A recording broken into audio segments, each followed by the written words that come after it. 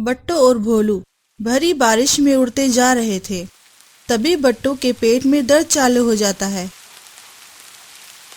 अजी, मैं ज्यादा नहीं उड़ पाऊंगी, मेरे पेट में दर्द हो रहा है। बस अब थोड़ी देर और बट्टू, मुझे आगे एक जंगल दिख रहा है और वहाँ पर पक्षियों के कुछ घोंसले भी दिख रहे हैं। हम आज रात के लिए वहाँ पर रुकते हैं। थोड़ी देर उड़ने पर बट्टू और भोलू उस जंगल में आ जाते हैं। वो दोनों एक पेड़ की डाली पर बैठ जाते हैं। अजी, अब आगे क्या हम ऐसे रात भर इस पेड़ की डाली पर बैठे रहेंगे? मैं बहुत थक गई हूँ, मेरे पेट में भी बहुत दर्द हो रहा है।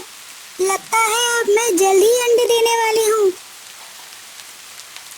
ये जंगल तो हमारे लिए नया है, लेकिन यहाँ पर कई सारे पक्षियों के घोंसले दिख रहे हैं।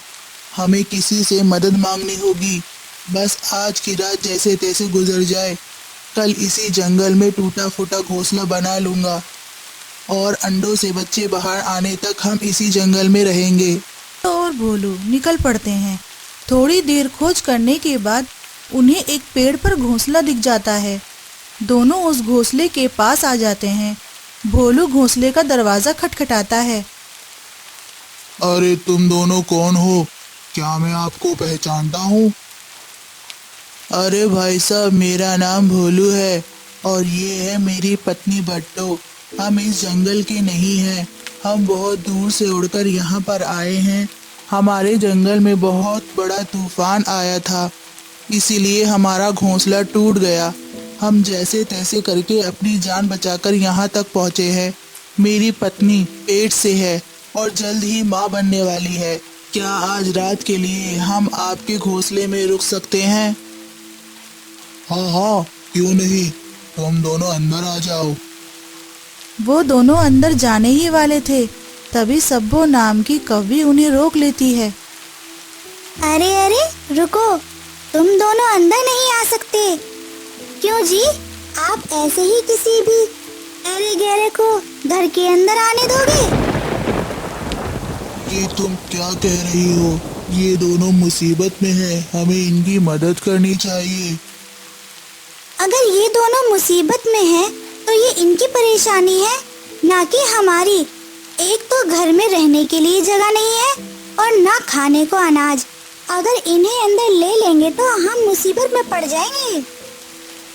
इतना बोलकर सब्बो कौवी अपने घर का दरवाजा लगा लेती है। भोलू जी, अब हम क्या करें? चलिए हम किसी और से मदद मांगते हैं। दोनों वहां से निकल पड़ते हैं। थोड़ी देर और खोज करने के बाद वो दोनों एक होटल के पास रुक जाते हैं। अरे बट्टू, ये देखो, यहाँ पर एक होटल है। हम इस होटल के मालिक से मदद मांगते हैं।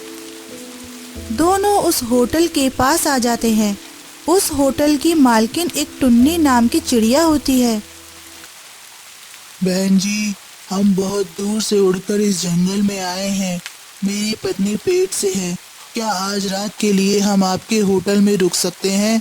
कल सुबह हम आपके होटल से चले जाएंगे। अच्छा ठीक है, इतनी सारी बड़बड़ करने की कोई ज़रूरत नहीं है। मुझे तुम्हारे आप बीती सुनने में कोई भी दिलचस्पी नहीं है। तुम जितने दिन रहने चाहते हो उतने दिन रह सकते हो। बस एक बात है, तुम्हें एक दिन के लिए एक अनाज की पोटली देनी होगी। लेकिन हमारे पास तो थोड़ा भी अनाज नहीं है। हमारा घोंसला तूफान की वजह से टूट गया और घोंसले के साथ साथ हमारे पास जो कुछ था वो भी चला गया। अगर देने को अनाज नहीं है तो इस होटल के रूम भी नहीं है। जाओ यहाँ से। दीदी, मेरे पेट में बहुत दर्द कर रहा है। बस आज रात के लिए रुकने दो, हम कल सुबह होते ही यहाँ से चले जाएंगे। अरे ओ कलमुही, तुझे एक बार बताने पर समझ में नहीं आता? ये एक होटल है, कोई धर्मशाला नहीं जो मैं ऐसे ही किसी को भी फ्री में रहने दूं। अगर मैंने ऐसा किया तो कल मैं कंगाल हो जाऊंगी। अब जल्दी से अपने पति को लेकर यहाँ से निकल जा, वरना मुझसे बुरा कोई नहीं होगा। बट्टू और भोलू वहां से निकल जाते हैं। बट्टू, इस जंगल के पक्षी बड़े अजीब हैं, कोई भी हमारी मदद नहीं कर रहा, कुछ भी समझ नहीं आ रहा।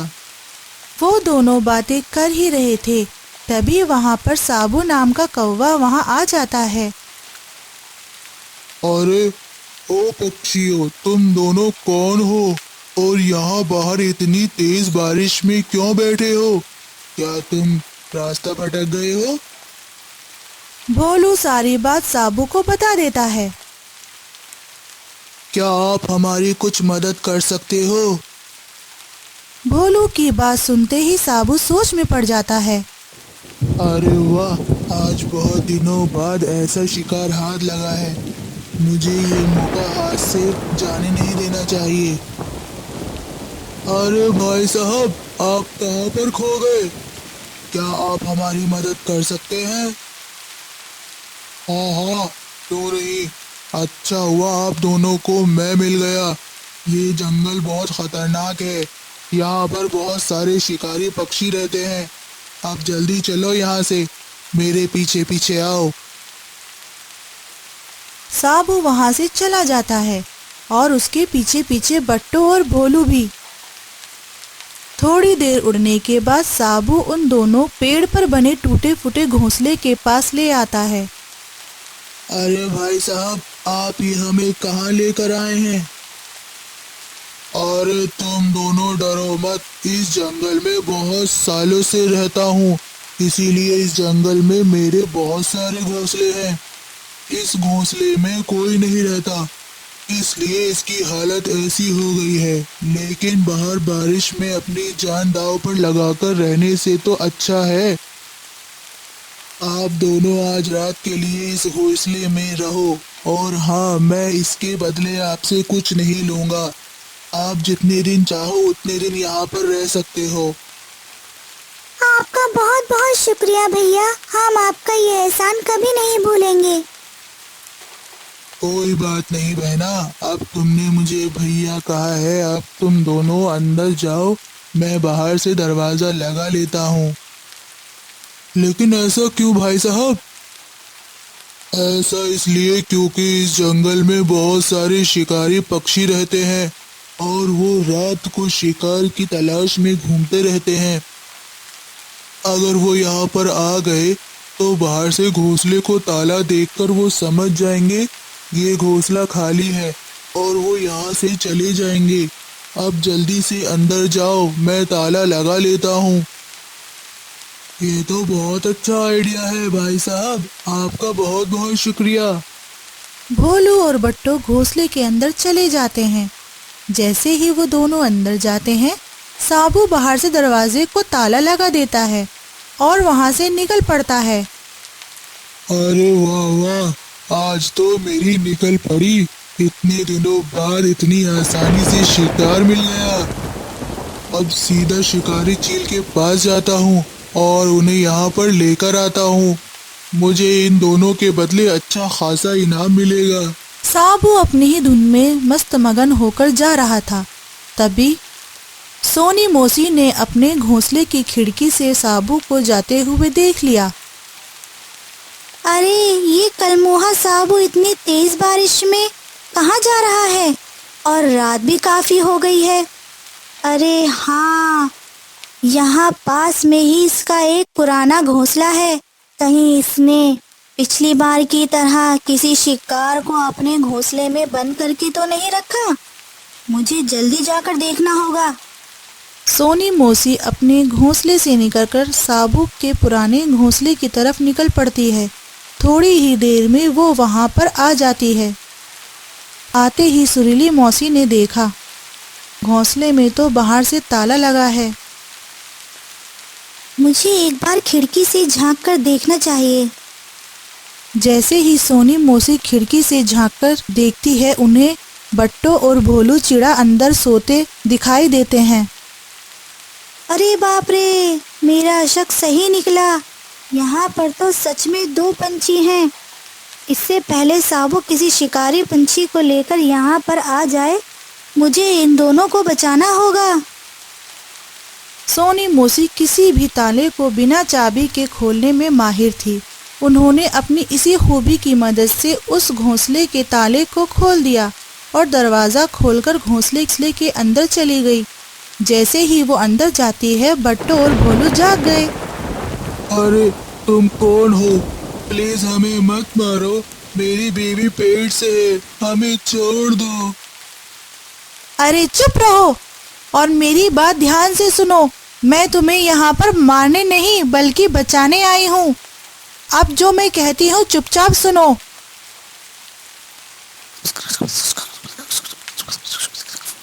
थोड़ी ही देर में साबू एक शिकारी चील को घोंसले के पास लेकर आता है। और देने वाला जब भी देता देता छप्पर फाड़ के। अरे ओ साबू के पिल्ले, ये बेसुरा गाना गाना बंद कर और ताले की चाबी दे दे। अरे यहाँ पे इतना अंधेरा क्यों है भाई? अरे ओ कौवे के पिल्ले, जरा अंदर तो आके देख। अरे मोमबत्ती तो जला दे। अरे अरे मर गया रे। अरे कौन मारा से? हमें बचाओ। साबू के बच्चे, तूने मुझे फंसा कर अच्छा नहीं किया, मैं तुझे नहीं छोड़ूंगा। तीनों मिलकर बहुत पिटाई करते हैं और बाहर आकर घोंसले का दरवाजा लगा लेते हैं। मुझे आपका नाम तो नहीं पता, लेकिन आपका बहुत बहुत शुक्रिया। हम आपका ये एहसान जिंदगी भर नहीं भूलेंगे। आपने हमारी जान बचाई है। मेरा नाम सोनी है। इस जंगल की समझदार चिड़िया हूँ, इसीलिए सब मुझे प्यार से सोनी मौसी बुलाते हैं। अब तुम्हें यहाँ पर कोई खतरा नहीं है। सोनी मौसी, अगर आप सही समय पर यहाँ नहीं आती, ना जाने क्या अनर्थ हो जाता। अजी, मेरे पेट में फिर से दर्द हो रहा है। थोड़ी ही देर में बट्टू 2 प्यारे प्यारे अंडे दे देती है।